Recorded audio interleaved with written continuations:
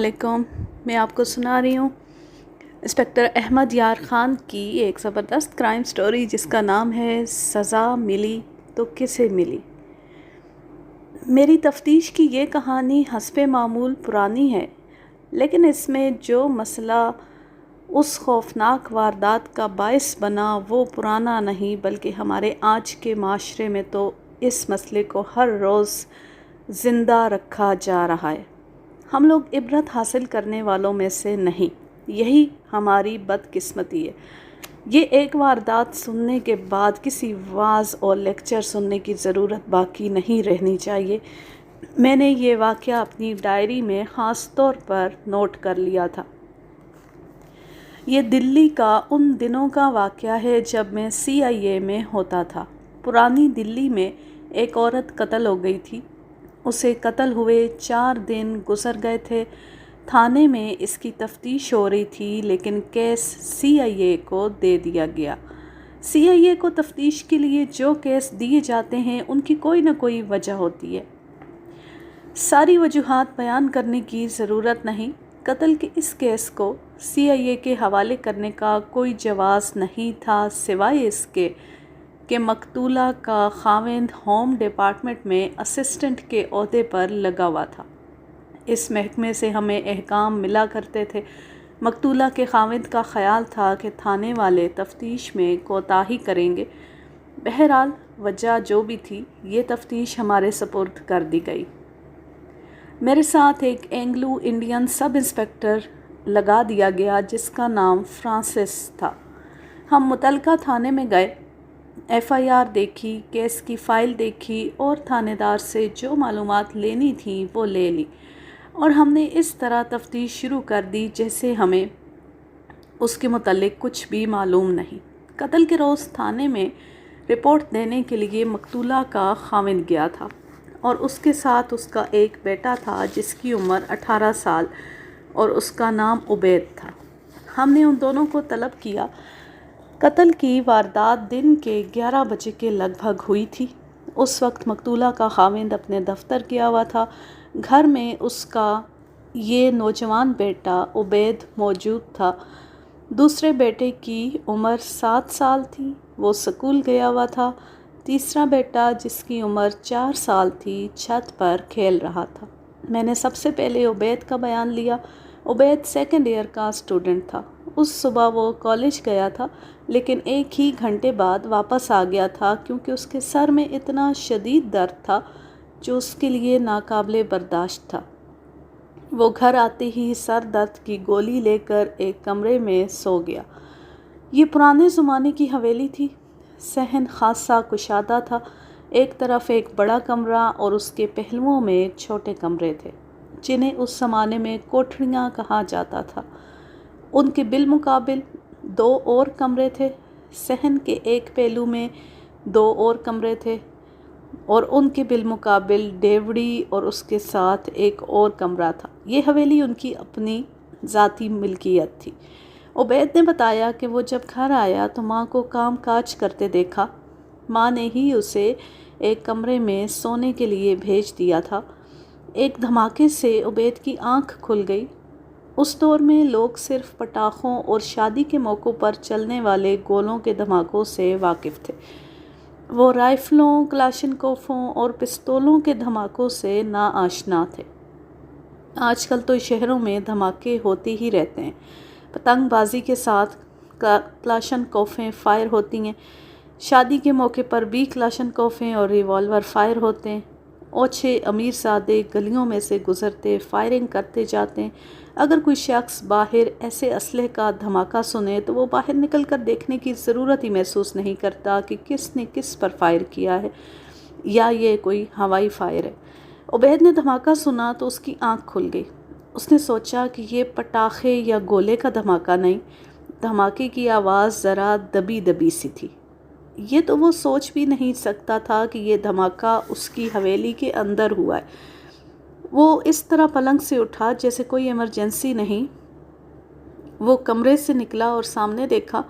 بڑے کمرے کا دروازہ بند تھا. ایک کواڑ ذرا سا کھلا ہوا تھا. وہ کچھ حیران ہوا کہ بڑے کمرے کا دروازہ دن کے وقت کبھی یوں بند نہیں ہوا تھا۔ اسے یہ خیال بھی آیا کہ ماں شاید باہر نکل گئی ہو۔ وہ آہستگی سے چلتا صحن سے گزرا اور بڑے کمرے میں چلا گیا۔ اس نے امی امی پکارا لیکن کوئی جواب نہ ملا۔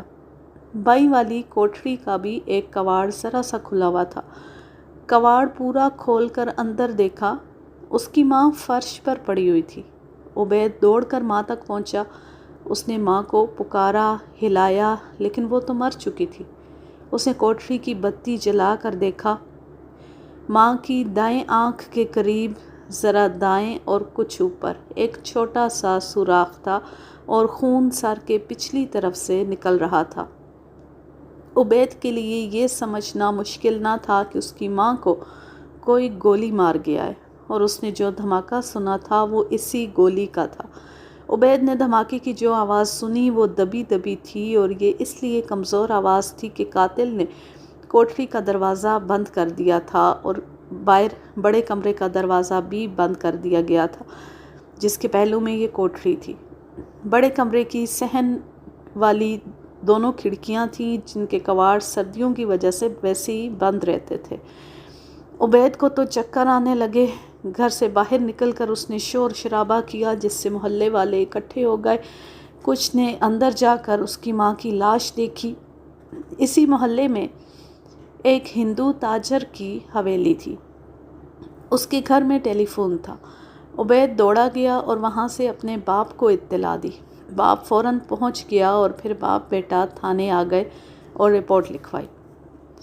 پوسٹ مارٹم ہو چکا تھا اور مقتولہ دفن ہو چکی تھی اور اس کی رسمیں کل بھی ہو گئی تھی۔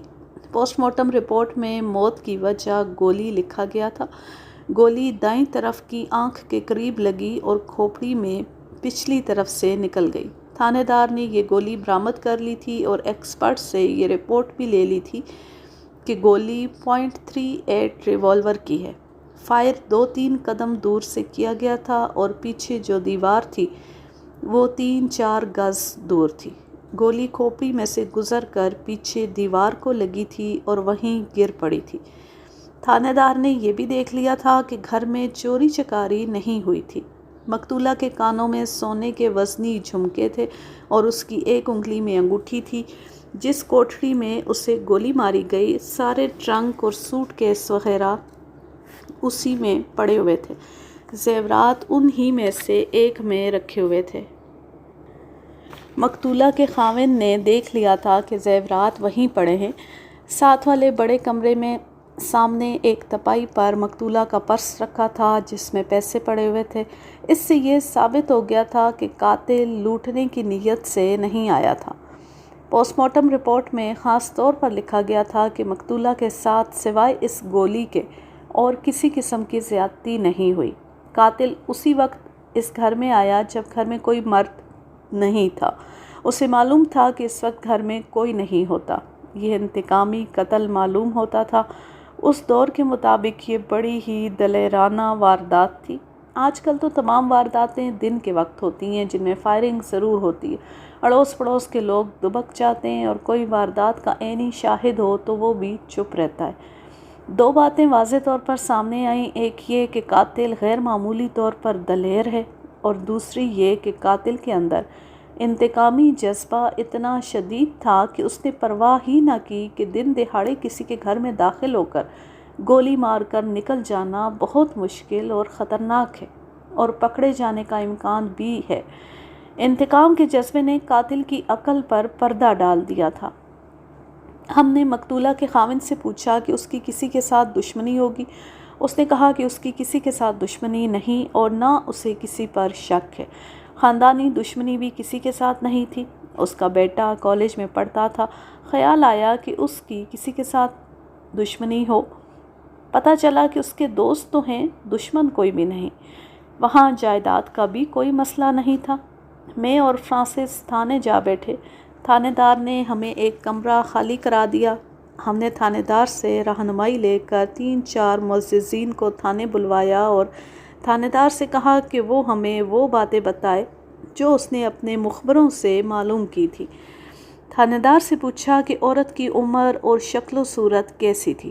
اس نے بتایا کہ عورت کی عمر 40 سال سے 1 سال زیادہ ہوگی اور وہ گورے رنگ کی خوبصورت عورت تھی۔ مخبروں نے اسے بتایا تھا کہ وہ زندہ دل اور ہنس مکھ عورت تھی اور محلے کے گھروں میں اس کا آنا جانا تھا، اس لیے وہ عورتوں میں خاصی مقبول تھی۔ تھانے دار نے یہ بھی کہا کہ وہ ہنسی مذاق کرنے والی زندہ دل عورت تھی۔ شاید یہی وجہ تھی کہ وہ 40 سال کی لگتی نہیں تھی۔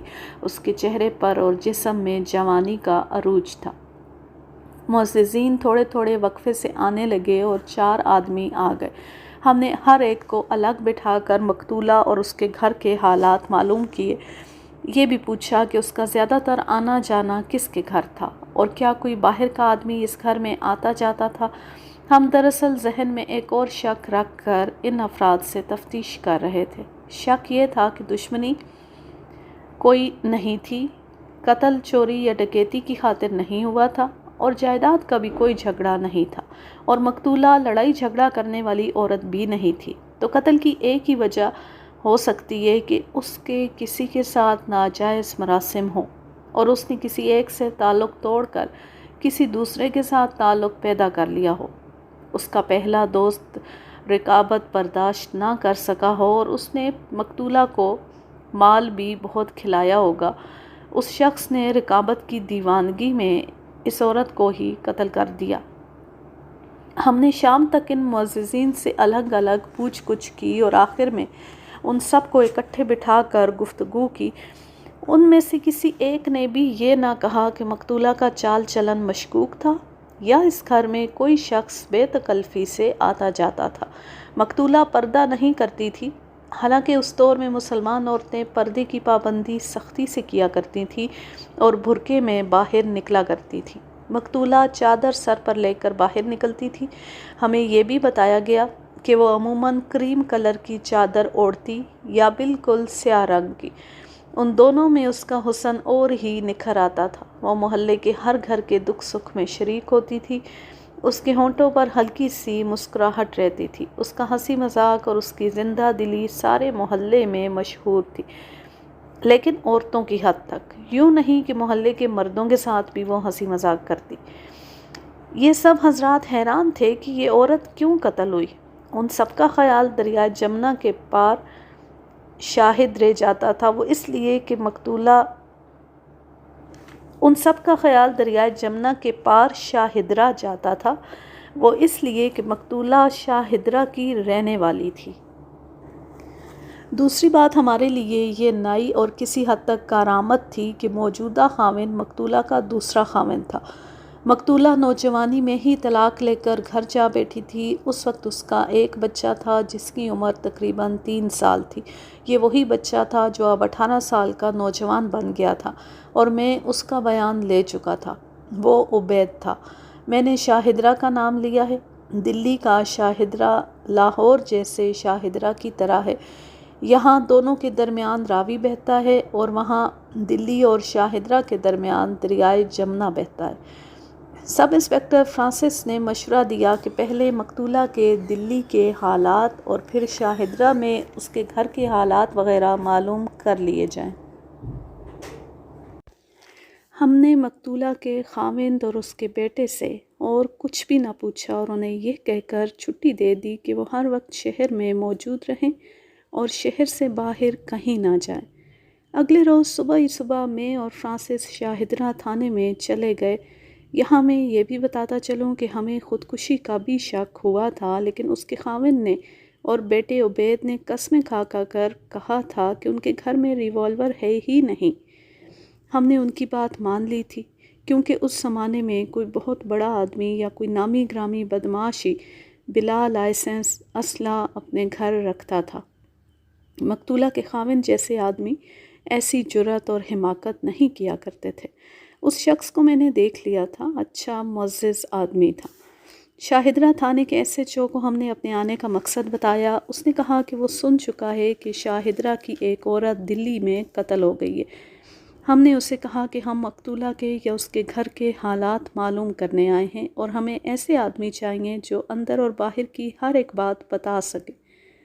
وہ پرانا تھانے دار تھا، ایسی کوئی ضرورت نہیں تھی کہ ہم اسے سمجھاتے کہ وہ ہماری ضرورت کس طرح پوری کر سکتا ہے۔ اس نے اسی وقت اپنے ایک ہیڈ کانسٹیبل کو بلایا اور اسے 3-4 نام دے کر کہا کہ انہیں کہو کہ فوراً تھانے پہنچ جائے۔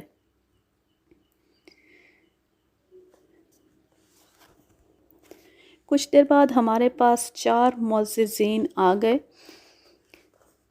میں پہلی کہانیوں میں واضح کر چکا ہوں کہ میں یا پولیس جن لوگوں کو معزز کہتی ہے وہ ہوتے تو معزز ہی ہیں، لیکن پولیس کے مخبر ہوتے ہیں اور تھانے دار کو اور دیگر سرکاری افسروں کو خوش کرنے کو اپنا ایمان سمجھتے ہیں۔ ہر دور میں اور ہر وقت پولیس کے ہاتھ میں ایسے آدمی رہتے چلے آئے ہیں۔ ایک آدمی بوڑھا ہو کر مر جاتا ہے تو اس کا کوئی بیٹا پولیس کے ساتھ تعلق پیدا کر لیتا ہے، اور اس طرح یہ سلسلہ صدیوں سے چلا آ رہا ہے۔ ان کے علاوہ جرائم پیشہ افراد اور غنڈے بدماش پولیس کے قابل اعتماد مخبر ہوتے ہیں۔ خاصا وقت صرف کر کے ان لوگوں سے ہمیں جو کچھ معلوم ہوا وہ یہ تھا کہ مقتولہ کے والدین کا گھرانہ عزت دار اور شریف گھرانہ تھا۔ وہ مڈل کلاس کے لوگ تھے۔ دشمنی تو دور کی بات ہے، ان کی کسی کے ساتھ ہلکی سی چپکلش بھی نہیں تھی۔ انہوں نے اپنی مقتولہ بیٹی کی شادی اپنے جیسے ایک گھرانے میں کی۔ مقتولہ کا پہلا خاوند صحیح معنوں میں بھلا مانس تھا۔ اس زمانے میں ہر مسلمان نماز اور روزے کی پابندی لازمی طور پر کرتا تھا۔ مقتولہ کا خاوند اس پابندی سے ذرا آگے نکل گیا تھا۔ وہ اس طرح کہ اس نے داڑھی رکھی ہوئی تھی، جو مولویوں کی طرح لمبی تو نہیں تھی بلکہ تراشی ہوئی چھوٹی چھوٹی داڑھی تھی۔ وہ اپنے گھر میں پردے اور دیگر اسلامی احکام کی پابندی کراتا تھا۔ مقتولہ اچھے اخلاق کی لڑکی تھی۔ اس میں 2 باتیں ایسی تھیں جو خاوند کو پسند نہیں تھی۔ ایک یہ کہ وہ لڑکی برقع نہیں لیتی تھی، اور دوسری بات یہ کہ وہ ہنس مکھ اور کھل کر بات کرنے کی عادی تھی۔ یہ صحیح ہے کہ وہ مردوں کے ساتھ ذرا سی بھی بے تکلف نہیں ہوتی تھی، لیکن عورتوں کے ساتھ اس کی بے تکلفی ایسی تھی جیسے وہ 9-10 سال کی بچی ہو۔ شادیوں بیاہ پر مدعو ہو تو وہ ڈھولکی پر ناچ بھی لیتی تھی۔ ان معززین نے وثوق کے ساتھ بات کرتے ہوئے بتایا کہ لڑکی چال چلن کے لحاظ سے بالکل صاف اور پاک تھی۔ مقتولہ کی عادات والی لڑکیاں عموماً بدنام ہو جایا کرتی ہیں، کیونکہ معاشرے میں دل پھینک عاشق بھی موجود ہوتے ہیں۔ وہ سمجھتے ہیں کہ ایسی بے تکلف طبیعت والی لڑکی بڑی جلدی ہاتھ آ جائے گی، لیکن انہیں مایوسی ہوتی ہے۔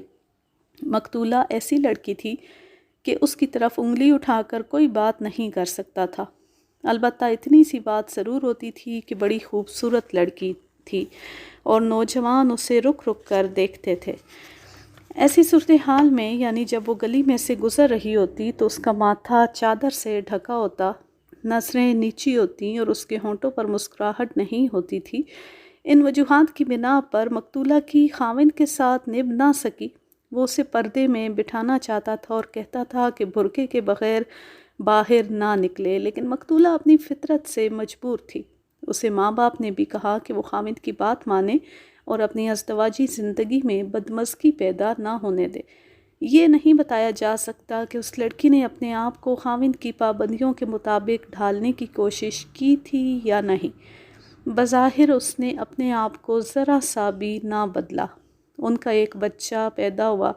میاں بیوی میں ناچاکی پیدا ہونے لگی، جس نے ایسی صورت اختیار کر لی کہ محلے والوں کو بھی پتہ چل گیا کہ میاں بیوی کے درمیان ایک خلیج آ گئی ہے جو بڑھتی چلی جا رہی ہے۔ اس کا نتیجہ آخر طلاق کی صورت میں سامنے آیا۔ اس وقت بچے کی عمر 3 سال ہونے کو تھی۔ مقتولہ کے والدین نے بڑی شرافت سے طلاق قبول کر لی۔ مقتولہ کی دوسری شادی 1.5 سال بعد ہوئی تھی۔ اس کے بعد بھی مقتولہ نے اپنی عادات کو بدلنے کی کوشش نہ کی، لیکن لوگوں کی ہمدردیاں مقتولہ کے ساتھ تھیں، اور لوگ مقتولہ کے خاوند کے خلاف اس قسم کی باتیں کرتے تھے کہ مولوی ٹائپ آدمی ہے اور ایک زندہ دل اور شریف لڑکی کو قید میں رکھ کر اسے اپنی زرخرید لونڈی بنانا چاہتا ہے۔ بھائی اتنے چھوٹے تھے کہ وہ ابھی بہن کے معاملات میں دخل اندازی کرنے کے قابل نہیں تھے۔ طلاق کے بعد لڑکی ٹھیک ٹھاک رہی۔ ٹھیک ٹھاک کا مطلب یہ ہے کہ اس نے کوئی نازیبا یا غیر شریفانہ حرکت نہ کی، البتہ اس نے اپنی زندہ دلی کو قائم رکھا۔ ان معززین نے بتایا کہ انہیں ان کی بیویوں اور بیٹیوں سے پتہ چلا کہ مقتولہ کی عادات میں ایک تبدیلی ضرور آئی۔ وہ یہ تھی کہ تنہائی میں بیٹھتی تو رونے لگتی تھی، کبھی اپنے بچے کو سینے سے لگا کر روتی تھی۔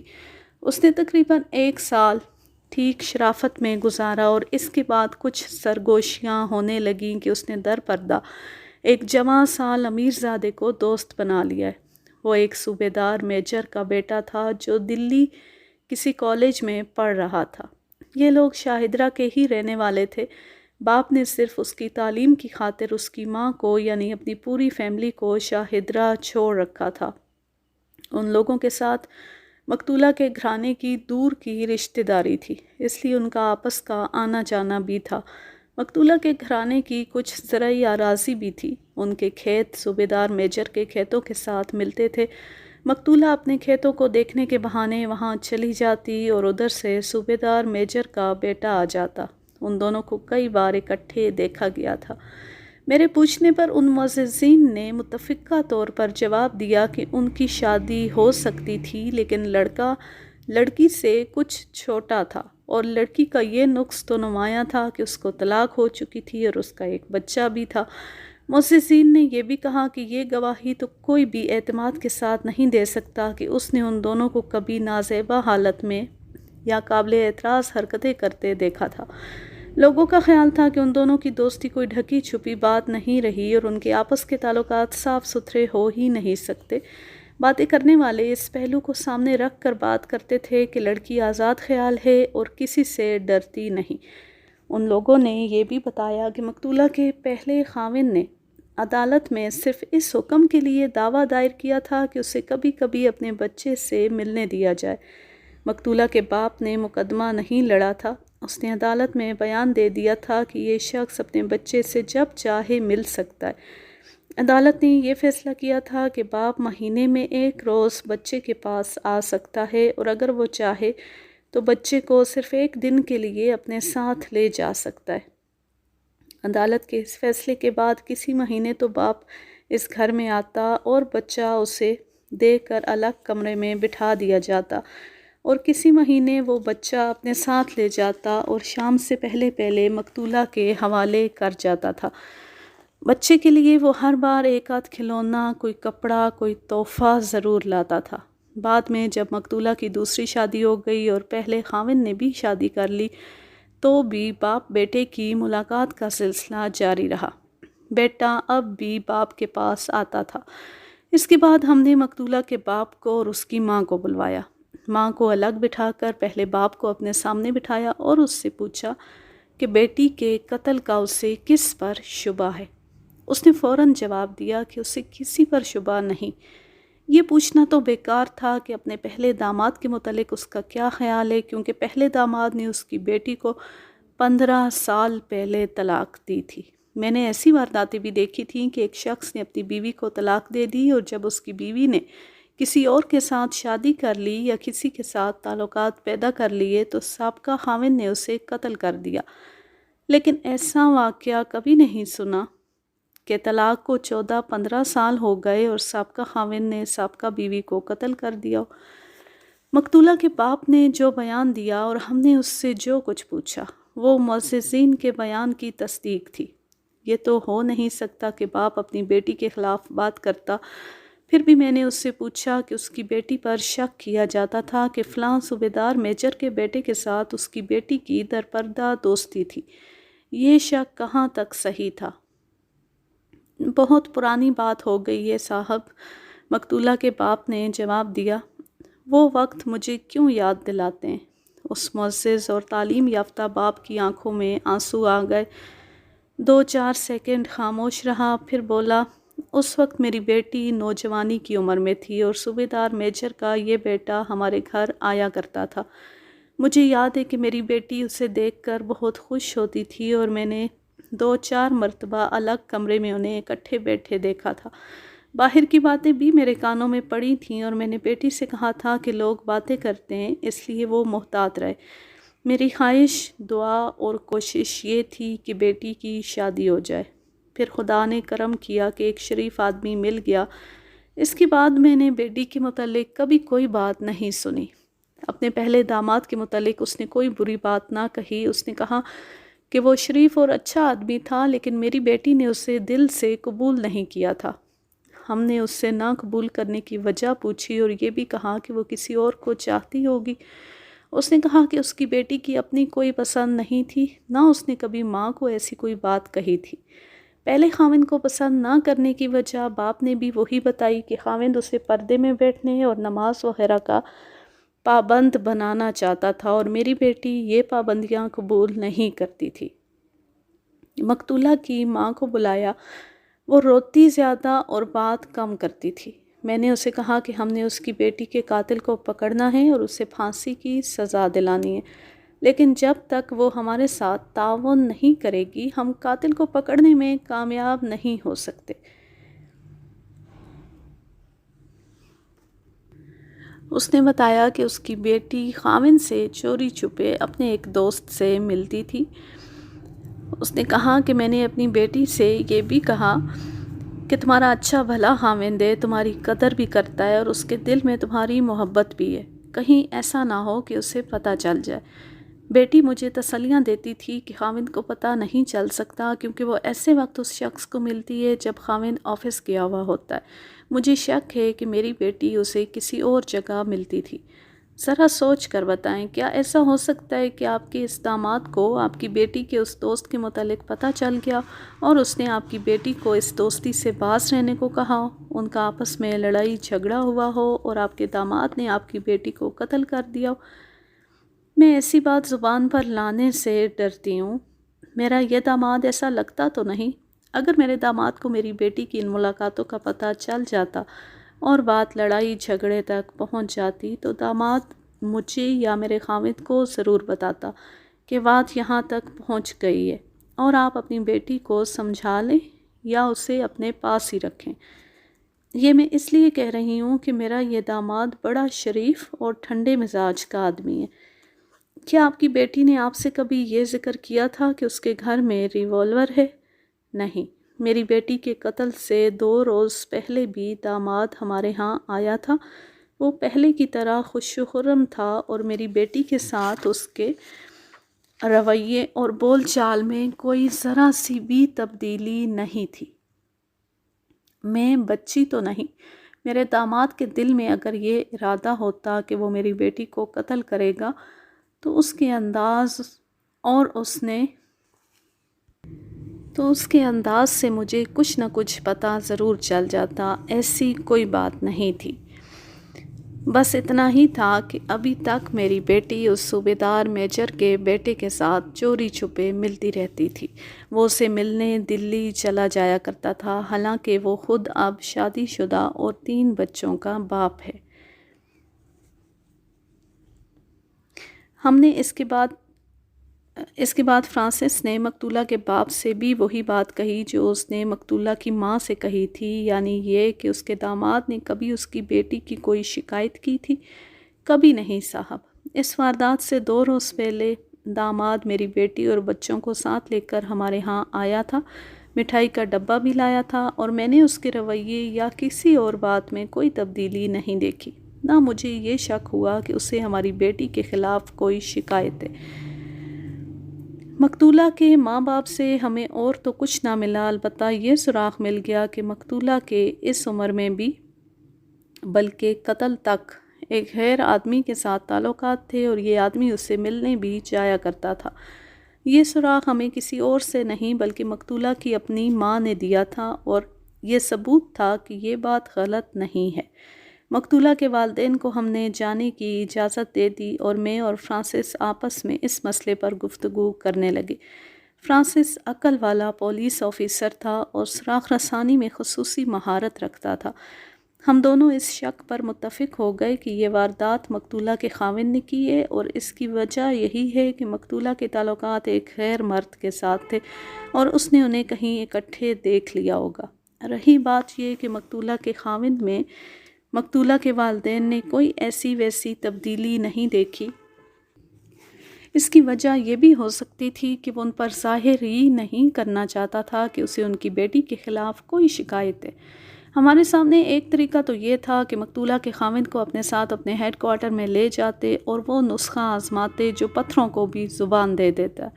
لیکن ایسے طریقے سے لیے ہوئے بیان عدالت میں جا کر اکثر ناکام ہو جاتے ہیں۔ یہ کامیاب اسی صورت میں ہوتے ہیں کہ ثبوت اور شہادت ساتھ ہو، اور ایسی ہو کہ عدالت کو قائل کر سکے۔ ہم دونوں نے یہ راستہ اختیار کیا کہ پہلے شہادت اکٹھی کر لی جائے، اس کے بعد مقتولہ کے خاوند کو اپنی چکی میں پیسا جائے۔ اس کے لیے ذرا سی تفصیل بھی فراہم کرنی ضروری تھی۔ ہمیں بتایا گیا تھا کہ مقتولہ کا خاوند شاہدرہ کا ہی رہنے والا تھا۔ وہ اس وقت ریلوے ہیڈ کوارٹر میں چیف اکاؤنٹنٹ تھا۔ ہم نے تھانے کے SHO سے کہا کہ وہ کسی سیانے سے کانسٹیبل کو مقتولہ کے والدین کے ہاں بھیجے اور وہاں سے ان کے پہلے داماد کا گھر معلوم کر کے اسے ساتھ لے آئے۔ شام ہو چلی تھی۔ ہمیں توقع تھی کہ یہ شخص واپس گھر آ چکا ہوگا۔ ایک کانسٹیبل چلا گیا۔ SHO نے ہمارے لیے بڑی پرتکلف چائے کا بندوبست کر رکھا تھا۔ ہم نے چائے ابھی ختم نہیں کی تھی کہ وہ شخص کانسٹیبل کے ساتھ آ گیا۔ میں نے اسے سر سے پاؤں تک دیکھا اور میرے دل میں اس کی عزت پیدا ہو گئی، کیونکہ وہ اس وقت کا ایک خوبرو آدمی تھا۔ اس کی داڑھی مولویوں جیسی تھی ہی نہیں۔ اس وقت اکثر مسلمان اس قسم کی داڑھی رکھا کرتے تھے جو چھوٹی ہوتی اور سلیقے سے تراشی ہوتی تھی۔ وہ جو چیف اکاؤنٹنٹ تھا آخر کچھ عقل بھی رکھتا تھا۔ اس کے ساتھ جب بات ہوئی تو معلوم ہوا کہ اسے اپنی سابقہ بیوی کے قتل کا پتہ چل گیا تھا۔ ایک معزز گھرانے کی عورت کا قتل ہو جانا کوئی معمولی واقعہ نہیں تھا۔ ہم نے اس سے پوچھا کہ اسے مقتولہ کے خلاف کیا شکایت تھی۔ شکایت کوئی زیادہ بڑی تو نہیں تھی۔ مجھے اس کا بے پردہ ہو کر باہر نکلنا اچھا نہیں لگتا تھا اور وہ نماز کی پابندی نہیں کرتی تھی۔ میرے ساتھ اس نے کبھی بدتمیزی نہیں کی، بلکہ مجھے خوش رکھنے کی کوشش کرتی تھی۔ پھر مجھے یہ شکایت تھی کہ وقت بے وقت باہر نکل جاتی تھی۔ وہ آوارہ گردی نہیں کرتی تھی، اپنے گھر یا کسی اور کے گھر چلی جاتی تھی۔ اکثر یوں ہوتا تھا کہ میں تھکا ماندہ آفس سے گھر آیا تو دیکھا بیوی غائب ہے۔ کبھی اپنے ماں باپ کے ہاں جا بیٹھتی اور کبھی محلے میں کسی کے گھر۔ میرے والد صاحب بھی اس کی اس عادت کو معیوب سمجھتے تھے۔ بچہ پیدا ہوا تو میں یہ سوچنے لگا کہ اس کی تربیت میں خود کروں گا۔ اگر ماں نے اس کی تربیت کی تو بچہ ماں کے نقش قدم پر ہی چلے گا۔ اس شخص کے سارے بیان سے جو خاصا لمبا تھا، ہم نے یہ نتیجہ اخذ کیا کہ طلاق اس اکیلے نے نہیں دی تھی، بلکہ اس کے باپ اور اس کی ماں کا عمل دخل بھی تھا۔ طلاق کے بعد اس کے چال چلن کے متعلق آپ کی کیا رائے ہے؟ اس کے چال چلن کی میں نے ہمیشہ تعریف کی ہے۔ اس کی دوسری شادی سے کچھ عرصہ پہلے میرے کانوں میں ایسی باتیں پہنچی تھیں جیسے اس نے کسی کے ساتھ دوستی کر لی ہے۔ میں اس شخص کو جانتا ہوں، وہ اس کے رشتہ داروں میں سے ہے۔ اس کا باپ ریٹائر ہو کر مر بھی چکا ہے۔ نوجوانی کے زمانے میں وہ اچھی قسم کا نوجوان تھا۔ اگر میری اس سابقہ بیوی کے ساتھ اس نے دوستانہ کر ہی لیا تھا تو میں حیران ہوں کہ اس نے اس اوچھے آدمی کو کس طرح قبول کر لیا تھا۔ میں نے یہ بھی سنا ہے کہ یہ شخص اب تک میری سابقہ بیوی سے ملتا رہا ہے۔ ذرا میری اس بات پر غور کیجئے گا صاحب۔ میں نے کہا ہے کہ میں نے یہ باتیں سنی ہیں۔ میں اپنی طرف سے مرحومہ پر کوئی الزام عائد نہیں کر رہا، نہ کروں گا، کیونکہ میں نے اسے کسی کے ساتھ چلتے پھرتے، اٹھتے بیٹھتے یا کوئی نازیبا حرکت کرتے نہیں دیکھا۔ میں اسے گناہ سمجھتا ہوں کہ بغیر کسی ثبوت کے کسی پر اتنا غلیظ الزام عائد کر دیا جائے۔ یہ شخص صحیح معنوں میں مومن تھا۔ اس کے ساتھ بہت باتیں ہوئی تھیں۔ میں اس سے بہت متاثر ہوا تھا۔ سب انسپکٹر فرانسس کی بھی یہی رائے تھی۔ اس شخص سے ہم جھوٹ کی توقع نہیں رکھ سکتے تھے۔ اسے ہم نے تفتیش سے فارغ کر دیا۔ شام گہری ہو چکی تھی۔ ہمارا سارا دن گل ہو گیا تھا۔ اب ہم نے جسے شامل تفتیش کرنا تھا وہ شخص وہ آدمی تھا جس کے مقتولہ کے ساتھ تعلقات تھے۔ اس کا نام ایوب بتایا گیا تھا۔ چونکہ وہ ایک صوبیدار میجر کا بیٹا تھا اور مشہور زمیندار بھی تھا، اس لیے SHO اسے جانتا تھا۔ میں نے اور فرانسس نے آپس میں بات کر کے طے کیا کہ رات ضائع نہ کی جائے، اس شخص کو ساتھ ہیڈ کوارٹر لے چلتے ہیں اور آدھی رات کے لگ بھگ تفتیش شروع کریں گے۔ فرانسس کا خیال تھا کہ ہو سکتا ہے قاتل یہی شخص ایوب ہی ہو۔ میں نے جب فرانسس کے اس شک پر غور کیا تو مجھے بھی یہی خیال آیا کہ ایسا ہو سکتا ہے۔ اگر ایسا ہوا تھا تو اس کی دو وجوہات تھیں۔ ایک یہ کہ مقتولہ نے اس سے قطع تعلق کر کے دلی کے کسی آدمی کے ساتھ تعلق پیدا کر لیا ہو، یا دوسری وجہ یہ کہ مقتولہ اس سے بلیک میل کرتی ہو۔ یہ تو تفتیش میں ہی معلوم ہونا تھا کہ اس شخص کا رویہ کیا ہوگا اور راز کی کوئی بات معلوم ہوتی ہے یا نہیں۔ میں نے ایس ایچ او سے کہا کہ وہ ایوب کو بلوا دے۔ اس نے اسی وقت ایک کانسٹیبل کو بھیج دیا۔ آج کے لیے بس اتنا ہی، اب میں لیتی ہوں آپ سے اجازت۔ جا رہیں خوش رہیں، شاد و آباد رہیں، ہنستے مسکراتے رہیں، اور اگر یہ کہانی یا میرا انداز پسند آئے تو اس چینل کو سبسکرائب ضرور کر لیں۔ اللہ حافظ، اللہ نگہبان۔